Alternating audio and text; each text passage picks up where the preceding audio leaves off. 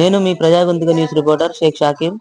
నల్గొండ జిల్లా హాలేం మున్సిపాలిటీలో ఈరోజు డివైఎఫ్ఐ ఎస్ఎఫ్ఐ ఆధ్వర్యంలో టూకే రన్ ప్రారంభించిన హాలియా సిఐ సతీష్ రెడ్డి గారు.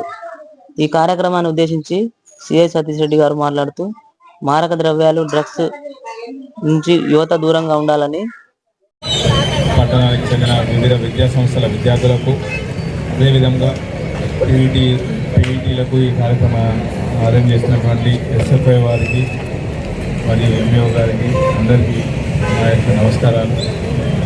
ఈ కార్యక్రమాన్ని పోలీసు వారు గత 5-6 నెలల నుంచి డ్రగ్స్ మీద ప్రతి ఒక్క స్కూల్లో అవగాహన కార్యక్రమాలు నిర్వహించడం జరుగుతుంది.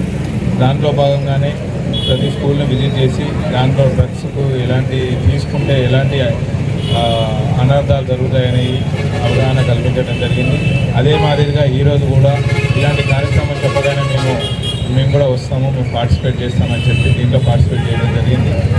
మేము విద్యార్థులను కోరేది ఏంటంటే, ప్రతిరోజు ఏదో ఒక సామాజిక మాధ్యమంలో మనం చూస్తూనే ఉన్నాము, చిన్న పిల్లలు కూడా డ్రగ్స్కి అలవాటు పడి వారి జీవితాలను నాశనం చేస్తూ వారి కుటుంబాలను నాశనం చేసుకుంటున్నారు.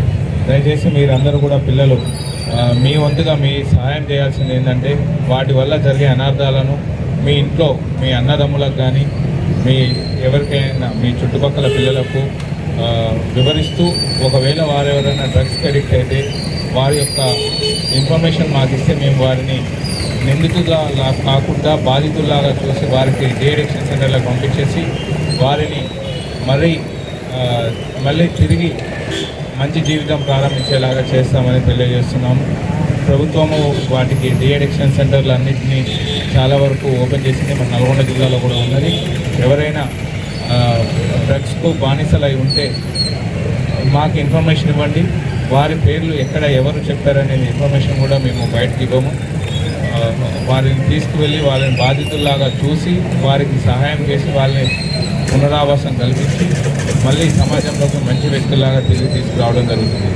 అదేవిధంగా ఎవరైనా మీకు డ్రగ్స్ అమ్మటం కానీ అలాంటివి తెలిసినట్లయితే 100 ఫోన్ చేయండి, లేదా మా లోకల్ పోలీస్ స్టేషన్లో వచ్చి చెప్పినా కూడా మీ వివరాలని ఎవరికి కూడా చెప్పకుండా గోప్యంగా ఉంచడం జరుగుతుంది.